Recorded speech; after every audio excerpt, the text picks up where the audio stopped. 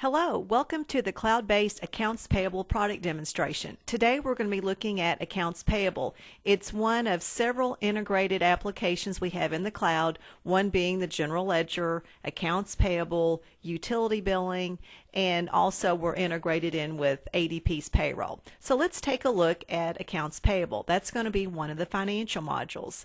I'm going to go ahead and select accounts payable.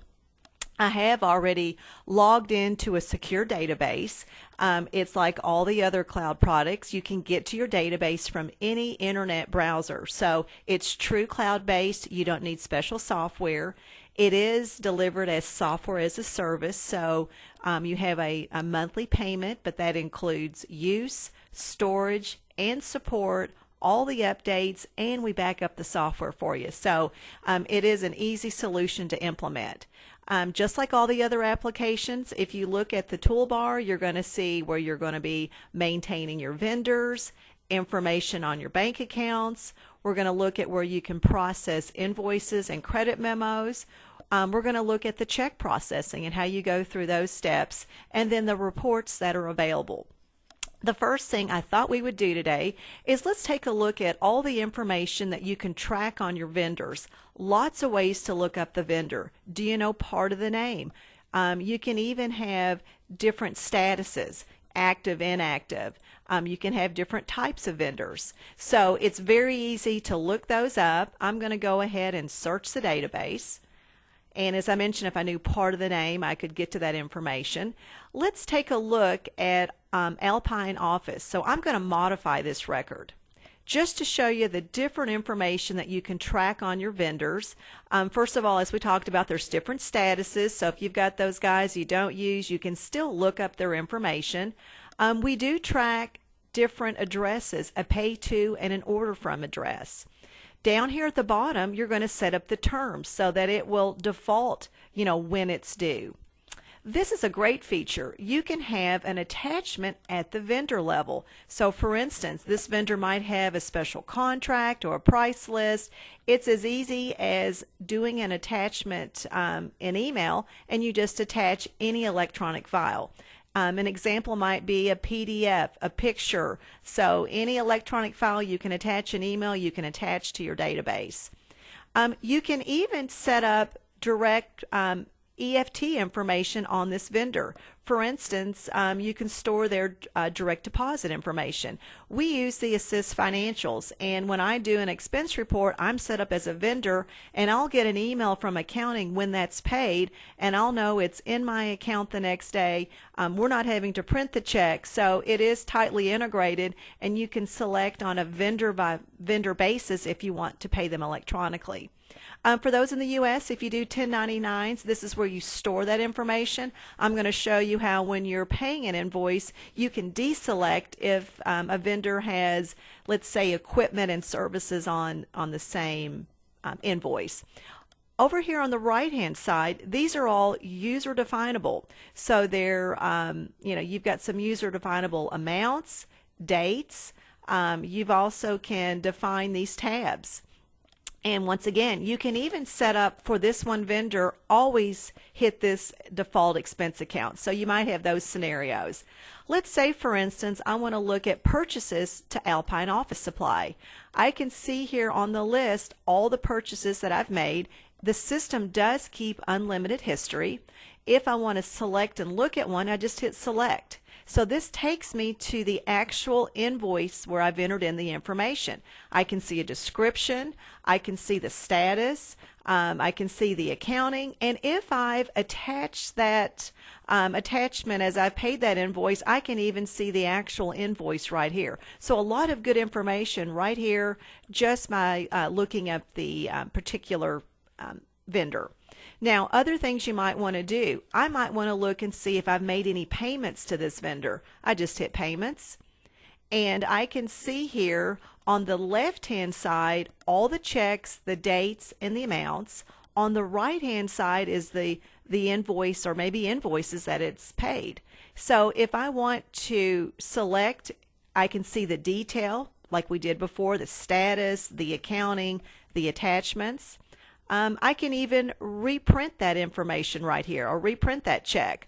In addition, all of these columns are searchable. So maybe you're looking for, it's one of those vendors, you've got a lot of checks and you can enter in a dollar amount and get to that dollar amount, or maybe a date or a check number. So all of them have searches on the column. So it's really quick and easy to get to the information.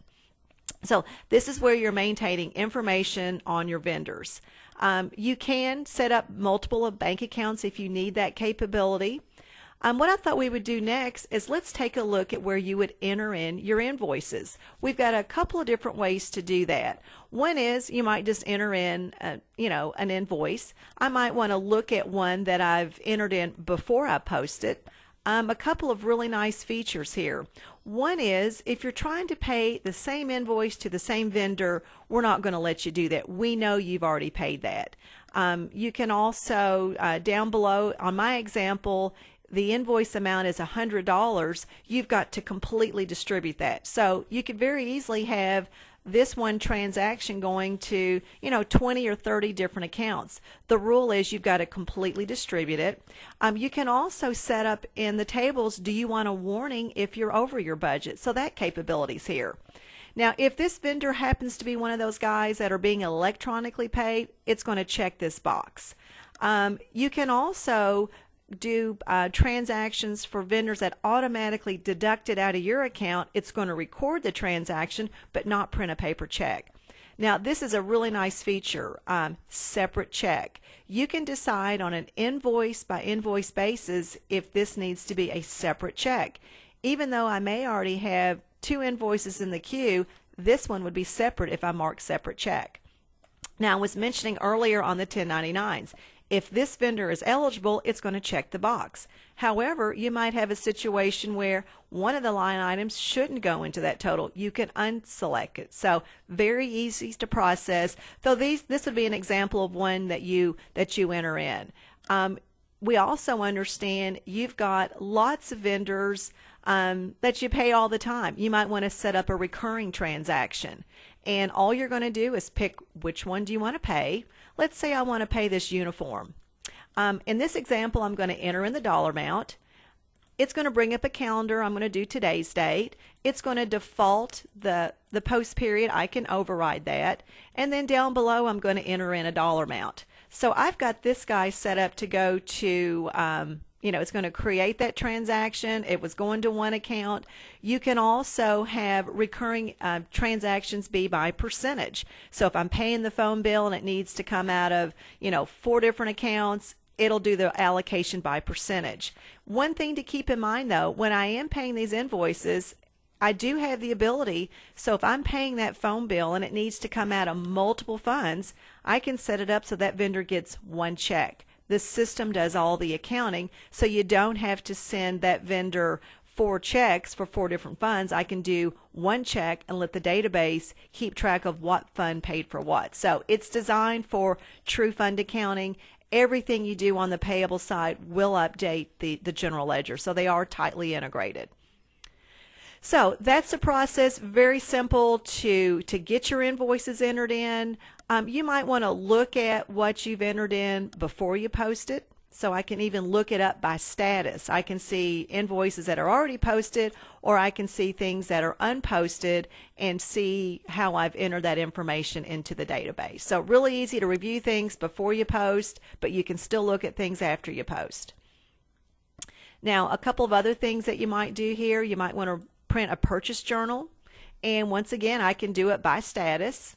I can look at open and closed. I could do it for any date range, yes or no for credit memos, and how do I want to sort this? So I'm just going to go ahead and press OK, and I can see all the purchases that I've entered in for that particular point in time. So very easy process. You just go right down the list. Now one thing I want to point out, if you have a question, you can log a support call right in the software.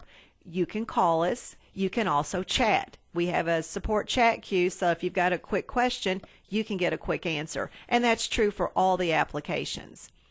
So now let's take a look at the actual process to create your checks. One thing that you might want to do is, I've got a cash requirements report. I might want to run this report through a certain date to see how much money I need to have in all my funds before I do this check run.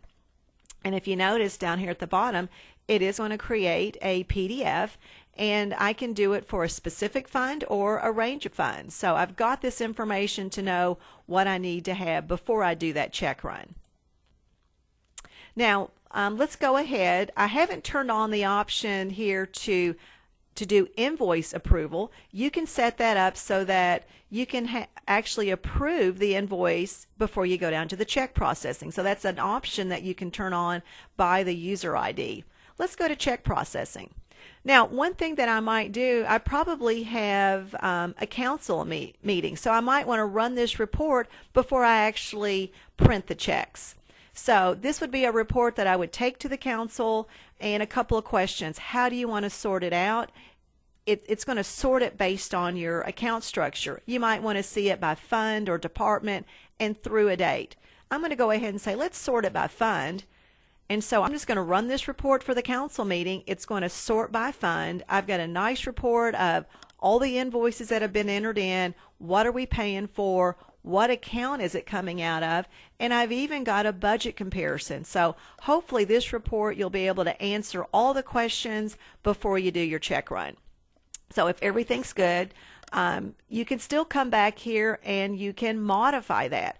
Let's say the council says, there's a couple that we don't want to pay, so you can unselect those before you go down to the option to print your checks. So once again, when you post, that's when we're going to update the system, and you've also got these reports here at any point, you know, your cash requirements, or you may want to get a report by fund of all the checks you've issued. And so I can very quickly pull that out. So I've got historical information as long as I've used the system on being able to pull that information out of the database. So like I said, very easy to go through the check processing. I can look at payment history right here, and I can run this report, you know, by bank account and very quickly get a list of, you know, all the checks that I've issued.